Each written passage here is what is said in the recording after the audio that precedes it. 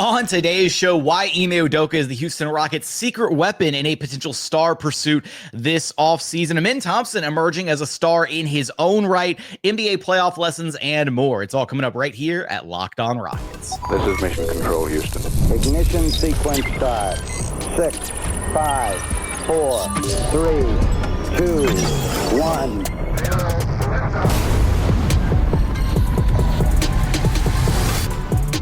What's up and welcome to another edition of Locked On Rockets, your daily podcast home for everything Houston Rockets basketball. As always, I'm your host, Jackson Gatlin, native Houstonian and credentialed media member. I'm also the host of Locked On NBA Thursdays. Be sure to follow along wherever you listen to your podcasts or on YouTube. Just search Locked On Rockets, where the best way you can help us grow our show is to listen every single day on a podcast platform you're choosing, and then like, comment, subscribe on YouTube. And as always, thanks so much for making Locked On Rockets part of your day every single day, whether it's on your way to work, on your lunch break, in the gym. Thank you so much for being an everydayer. On today's show, we're going to get into a couple lessons from these NBA playoffs that I wanted to discuss here on the show as we're getting ready to prepare for the tip-off of the NBA Finals a little bit later this week between the Thunder and Pacers. Should be, honestly, a fantastic Finals. Even though there's, oh my God, the ESPN ratings, it's going to be an incredible Finals between a historic defensive Thunder team and a high-octane offensive Pacers team. I'm very hyped for that Finals. Also want to talk a little bit about Ime Thompson emerging as one of the young stars in today's NBA, garnering not only recognition from his teammates, but also from national media as well. And then where we're going to start things off today is actually talking about Rockets head coach Ime Udoka and how he is actually really feels like could be the Rockets' secret weapon when it comes to their, maybe not so much secret weapon, but he presents a bargaining chip that that other teams don't have as far as potential star negotiations or star pursuits this offseason. And where we're actually going to throw this out to is a good friend of the program, Sports Illustrated's Chris Mannix, who was on the Rich Eisen show talking about the Rockets and Ime Udoka the other day. Durant, where does he sit in all this here? He's the one guy I'm most certain will be traded. Okay. The team that I'm still watching the closest is going to be Houston. Can Houston make a play for Giannis? I'm sure they would love to. Can Houston make a play for Jalen Brown? Ime Udoka and Jalen Brown go way back. Ime loves Jalen. That would probably be next on their list. But if those two guys are not available and Kevin Durant is still on the board, I think they'd explore it. I've reported in the past there has been mutual interest between Kevin Durant and the Houston Rockets. Kevin played for Ime Udoka when Ime was an assistant in Brooklyn. Every player in the league loves Ime Udoka. Every player wants to play for Ime Udoka. That's a real asset that the Rockets have. And Kevin, I'm sure, not to speak for him, but I'm sure he's looking at that situation going, hey, they just need a score. They can defend. They need somebody to supplement Alperen Sengun. That would be a good situation. It's not ideal for Houston because of the age of Kevin Durant. He'll probably want a new contract when he gets traded. It doesn't really fit their timeline. But if you can add Kevin Durant to a team of Ime Thompson, Fred VanVleet, Alperen Sengun, you got a team that can compete in the West. All right. So first off, I hate that, it's great. I look, a lot of the same arguments that I've made about Kevin Durant in the past. What I want to focus on here, though, is, this idea that, the Rockets with Ime Udoka as their head coach, there's so many variables, so many factors that play into, players and specifically star players making their decisions about where they want to be next. And largely, we're not talking about, free agency here. We're not.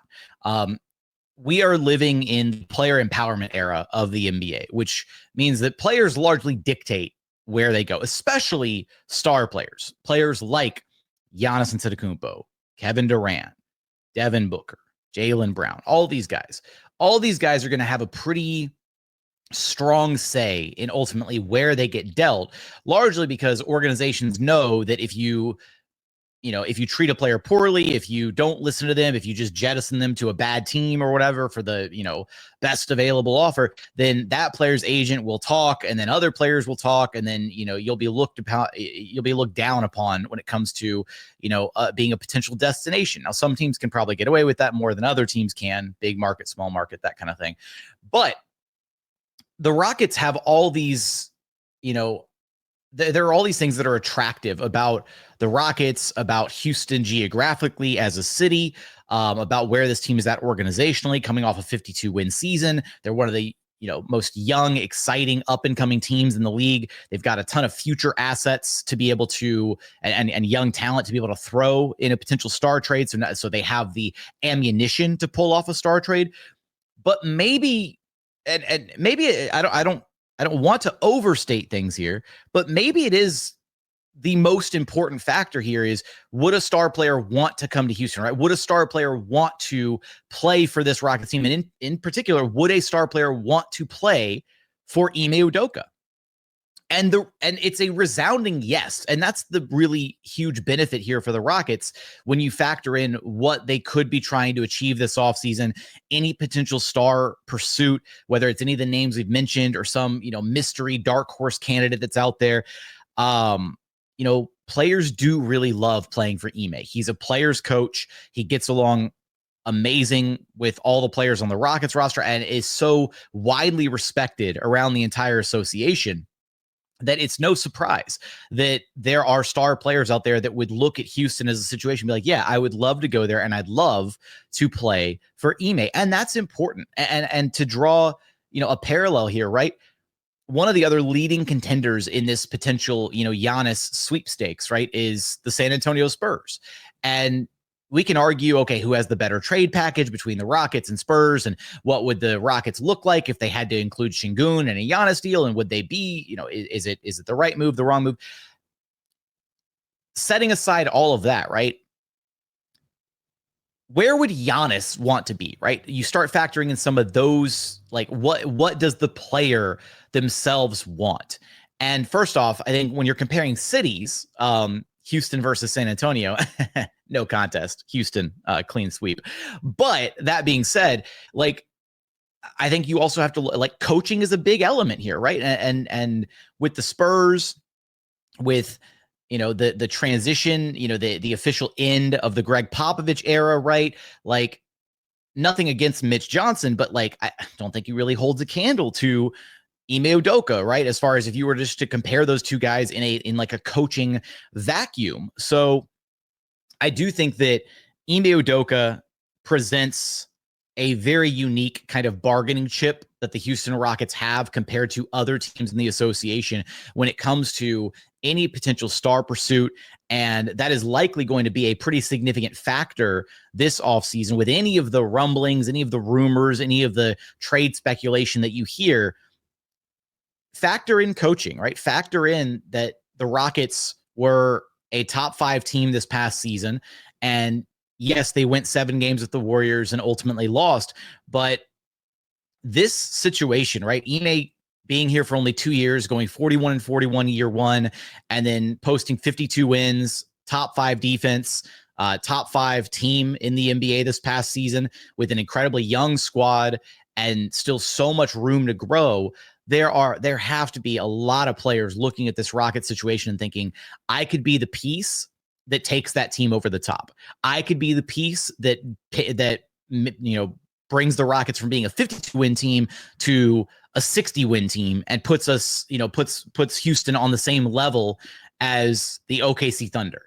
And any player that feels that strongly about looking at Houston as their potential next destination, star players like that, again, player empowerment era, likely be able to find a way to, I won't say force their way to Houston, but at least make things interesting as far as trying to maneuver their way to Houston, I should say. So I just thought it was an important element to bring up and something definitely worth keeping in mind and considering as we navigate this offseason for the Houston Rockets. Coming up, the Rockets do have one of their a blossoming star in their own right, Amin Thompson, garnering recognition from his teammates and league-wide.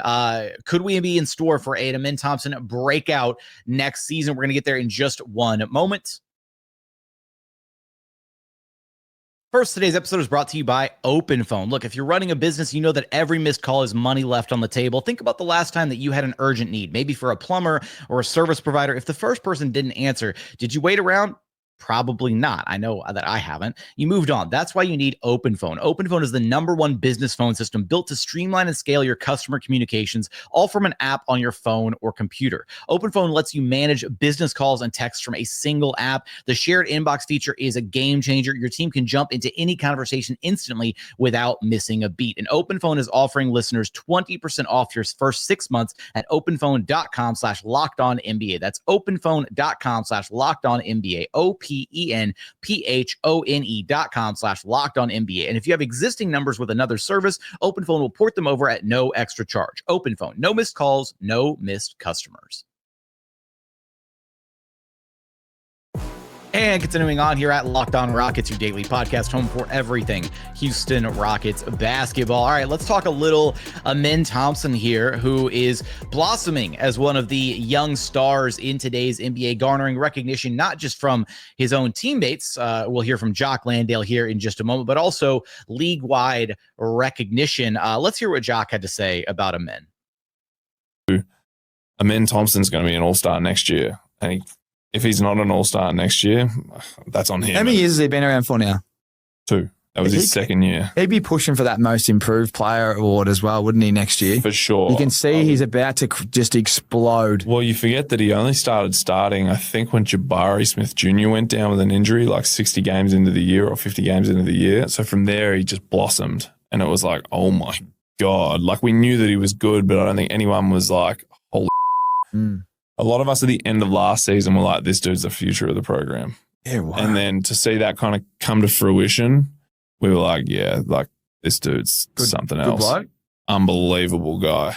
And again, I do not compliment this guy to his face. I love. Shout out to Jock Landale. He's all about the vibes. Look, this is this is a wide. This isn't like a scorching hot take or anything, but hearing that level of recognition from one of Ime Thompson's actual teammates, right, is pretty eye-opening. That they knew what he was capable of. They knew that he was a special talent. But then, I mean, we saw it, right, as fans, as media. The moment that Ime Thompson was inserted as a starter, the things that he was able to then do, the production level skyrocketing. And yes, there were some inconsistencies with the Rockets starting lineup with Ime Thompson in place of Jabari Smith Jr. And there's maybe some fit concerns. Performance wise, it still wound up over the course of the season. It still wound up posting a negative net rating at the end of the day, which is problematic. So you've got to kind of try and figure out what the right pieces are. But in a vacuum, Ime Thompson's talent is flat out undeniable. And it goes so far as, like, the other day, ESPN was hosting a segment where they were discussing, who some of the potential breakout stars in the NBA are next season. And I believe it was Brian Windhorst who tagged Ime Thompson as his choice to be a breakout star next season. And it very much felt like even in the return of Jabari Smith Jr., even though maybe from I don't want to say schematic standpoint, but just from like a fit perspective, right? Jabari with his length, his rebounding, his shooting ability on the perimeter, I think Jabari probably complements the Rockets starting lineup a little bit better than Ime Thompson does, but Ime was just so good in such a variety of ways. Defensively, giving them another dynamic creator on offense, a downhill presence, another transition threat to play alongside Jalen Green. Like, there was just so much that he brought to the table as a starter. And it was kind of one of these things where it's like, okay, we've seen, rookie year Ime Thompson, he enters the starting lineup when Alperen Sengun goes down and looks awesome as a rookie.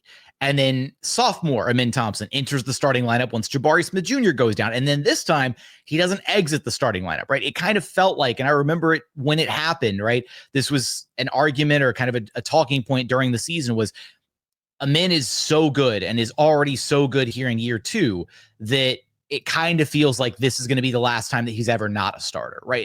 Him being inserted into the starting lineup as the injury replacement for Jabari very much felt like, okay, now Ime Thompson is a permanent long-term starting piece.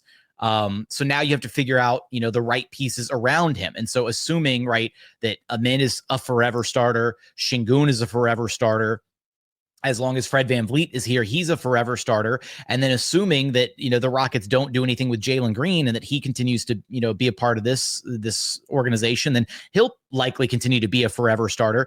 The only piece that you could conceivably move around a little bit would be Dillon Brooks. But even Dillon Brooks was the Rockets' most consistent perimeter scoring threat last season. So you've got to figure out something different with the starting lineup moving forward. But the talent is there from Amin Thompson.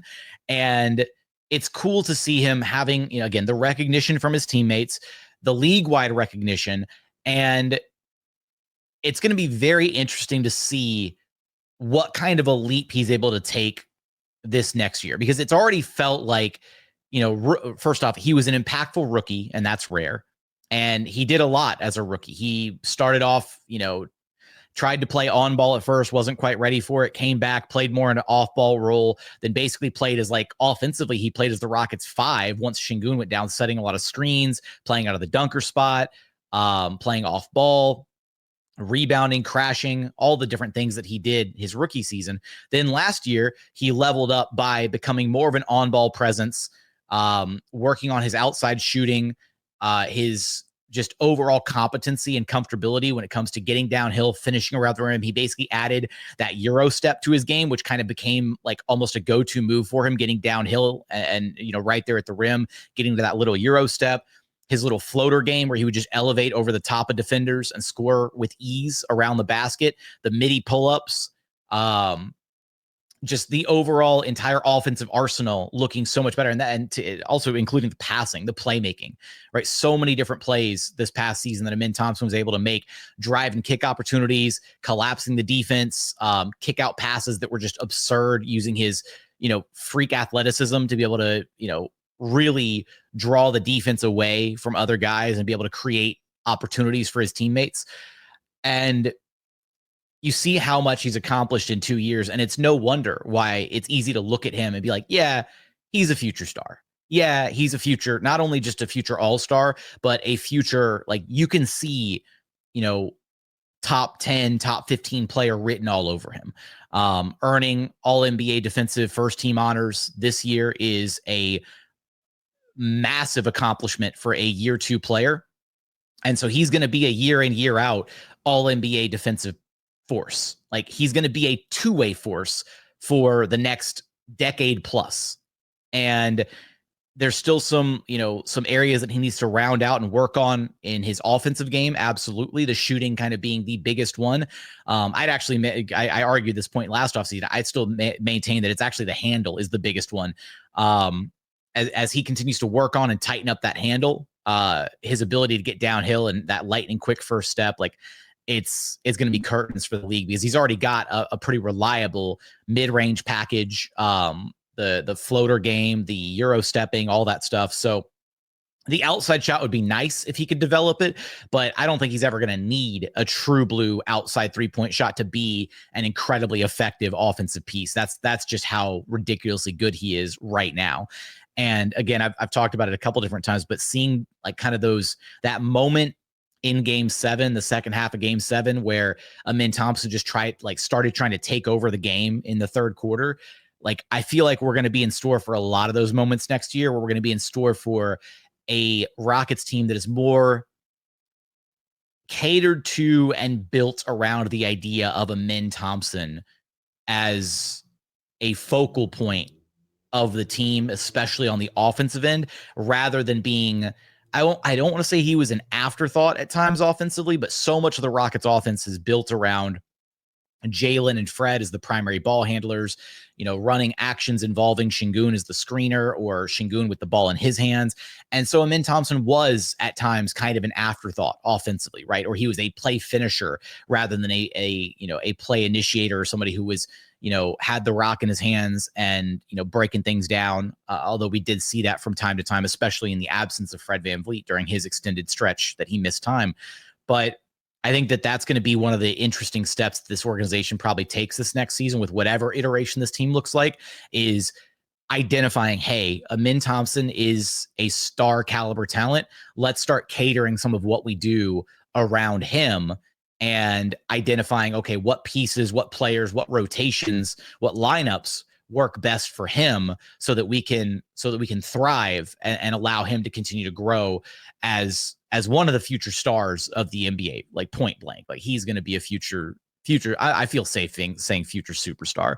And at this point, like it's nice to see the recognition that he's getting from, again, internally, league wide. The Rockets have a serious talent on their hands with Amin Thompson. Coming up, I do want to talk about a couple lessons learned from these NBA playoffs involving the Indiana Pacers, the OKC Thunder getting ready to start the NBA Finals. We're going to get there in just one moment.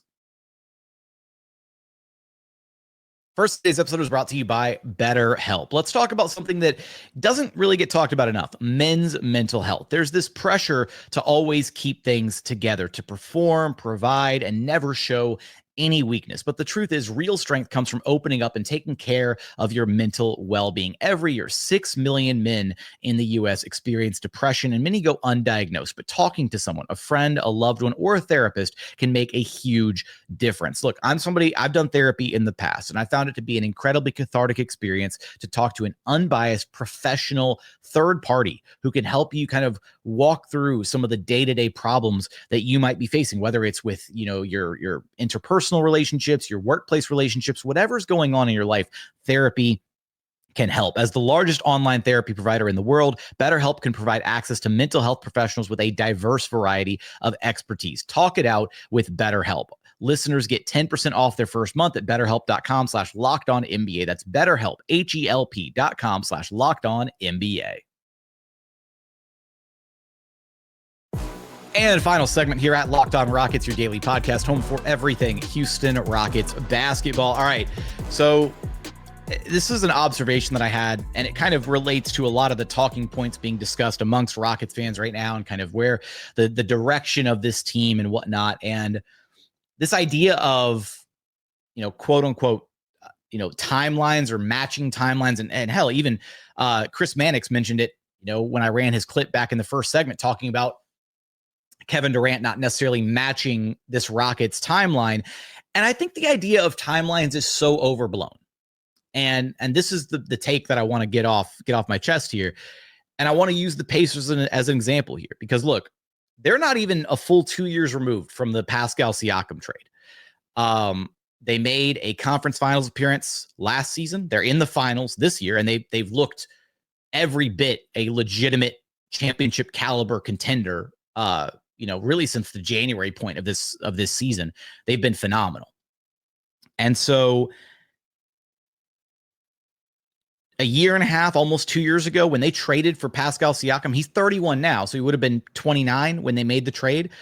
Tyrese Halliburton would have been 23, maybe 24. Like, point is, how many Rockets fans would have looked at that situation, at the Pacers roster, how young they were, and thought, don't go after Siakam, right? He doesn't match the timeline. He's too old. He's 29. He's about to be 30. Like, just don't know. They need find a young star to pair with Tyrese Halliburton, right? That's the argument that I hear so consistently amongst Rockets fans right now, debating what the next move or moves are for this organization, is that you don't want to trade for a guy who doesn't match the timeline of the younger players on the roster. If the Pacers had followed that logic, they wouldn't have traded for Pascal Siakam, and they likely wouldn't be in the finals right now. At the end of the day, talent wins out in the NBA. And I really do think this idea of timelines is so overblown. And again, using the KD one is like the most extreme example, because he is 36. Like he is that is not like a even remotely close, because KD's only got 2, maybe 3 years left tops as a top tier caliber player. And there is the history of injuries and there is some concern there. His skill set should age beautifully though. But even using KD as the example, the idea here is so simple that I really, it makes so much sense to me. And I know that there are a number of Rockets fans that are very much on board with this idea. When you see the team in its, and the struggles that they faced this past season, the biggest glaring weakness being not having that go-to scorer, not having that go-to guy in crunch time, not being able to cobble together just enough offense to win games.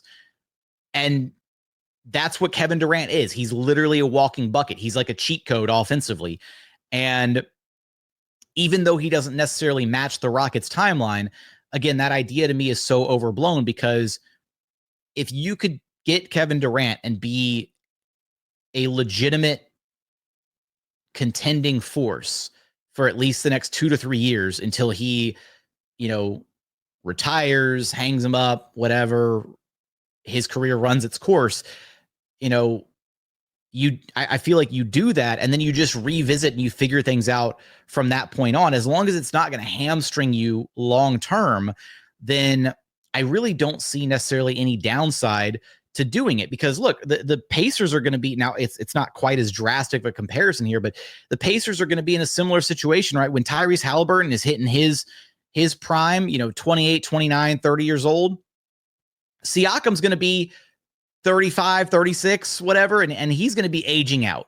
So the Pacers are going to be in a position somewhere down the line where they're going to have to revisit and retool and figure out, okay, well, who do we go out there? Who do we find as the potential, new co-star next to Tyrese Halliburton? And that's the thing is, the Rockets, I feel so strongly about Amen Thompson being a future star. Hell, we just spent a whole segment talking about Amen Thompson blossoming into one of the young stars in today's NBA, that, if Amen Thompson is going to be that guy somewhere down the line, whether it could be as early as next season that he really takes off. But if he's going to be that guy, then when do you start putting the right pieces around them? When do you start making, moves to elevate the team and be able to start winning at the highest of levels? And that's what the Pacers did. They identified Tyrese Halliburton. They were like, this is our star. We know we have a superstar with Tyrese Halliburton. Let's go get him the help that he needs. Let's go get him a Robin to his Batman. And the Rockets, it just kind of feels like they haven't really identified who their Batman is. Sengun has kind of been that guy by necessity, because he's just been the most consistent, force, the most productive of all the young guys. And so Ime has leaned into that, and Sengun has been, this monster big man for this team. He took a massive step back with his efficiency this season. That was problematic, but they don't necessarily have their true 1A guy just yet. And I really feel strongly that Amen Thompson can and will be that guy. But if he's not going to be that guy for another 2 to 3 years, then what do? Do you just sit on your hands while you wait for that to happen? That doesn't seem advisable, right? Why not go get a guy who can help fill that void temporarily? Be your go-to guy, be your crunch time bucket getter, whatever, for the next couple seasons. Take some of the pressure off the young guys, and then still allows them the room to grow, to mature, to become the face of the organization, the face of the franchise down the line. And then maybe in 2 to 3 years, when KD's ready to hang him up for good, Amen Thompson is that guy. He is a top 15, top 10 player, and Sengun's still playing like one of the best big men in the NBA. And even if the Rockets, even if KD just retires and they lose KD for nothing at the end of a 2 to 3 year window, if you didn't give up a ton to get him in the first place, then at least you were competitive for that window. You got a ton of experience for the young guys. Like, hell, maybe you sneak in there and win a title or two. Like, it's a distinct possibility. Like, I look at this Rockets team and I see that their biggest glaring weakness was on the offensive end and their inability to just get buckets when they needed them. And if there's one guy in the NBA that can get you buckets at the highest of levels in crunch time, regardless of who's defending him, it's that dude, Kevin Durant. And so, like, I don't know. I feel like the more that I talk about it, I have like so much fallen in love with the idea of like going after KD, assuming the price is reasonable. And I really feel like that could be a move that takes the Rockets over the top. And we know that there's been mutual interest there in the past. We know that there's a strong relationship between KD and Ime Udoka. And so many different signs are screaming the Rockets need to go after KD. In fact, the Phoenix Suns have been aggressively trying to contact the Rockets about reclaiming their draft capital from Houston. So that's something we'll talk about in our next episode. Some great intel and reporting from the Athletics' Kelly Eco that we'll revisit. But with all that being said, whether it's KD, whether it's Devin Booker, whether it's Giannis, Jalen Brown, like this idea of timelines and a player needing to, match the timeline of the rest of the young Houston Rockets, I think it is kind of overblown. And I think the Pacers are a fantastic example of making a trade for a star player that fit a need, that meshed well with your existing star, and that elevated your team from being just a good team to being a legitimate contender. And now the Pacers are reaping the benefits of making that big swing. And the Rockets are one of those teams this offseason that are in a prime position to make a big swing like that, instead of just sitting on and hoping for the internal development. There's a chance that internal development takes place, but the likelihood of internal development being the sole factor in getting this team over the top and closing the gap between where they are currently at and where they need to be at in order to eventually, at some point, get past the OKC Thunder, because that's the reality of the situation. Is this Thunder team is a dynasty in the making. SGA is a legitimate year in, year out MVP candidate. Chet, J-Dub, legitimate star players. That big three, as long as they keep them together, the ancillary pieces around them might change and shuffle around over the years. But as long as OKC keeps that big three together, they're going to be contending for titles for the next 5 to 10 years. And that is going to be the team to beat in the Western Conference each and every season, that the Rockets are going to have to find a way to eventually match up against and potentially overcome if they want to be able to win a title. And so in order to do that, maybe it happens with internal development, but a big swing certainly feels like the more surefire way to catch up to what OKC has built. I definitely want your thoughts on everything we discussed in today's episode. Ime Udoka as the Rockets' secret recruiting weapon this offseason. Amin Thompson blossoming as a star. Maybe we see a massive year 3 leap from him next season. And the idea of timelines and the Rockets maybe making a big swing this offseason. Give me your thoughts in the YouTube comments. Remember, the best way to help us grow the show is to listen every single day on a podcast platform you're choosing, and then like, comment, subscribe on YouTube. But as always, thank you so much for watching. Thank you so much for listening. And we look forward to having you back right here at Locked On Rockets, your daily podcast home for everything Houston Rockets basketball.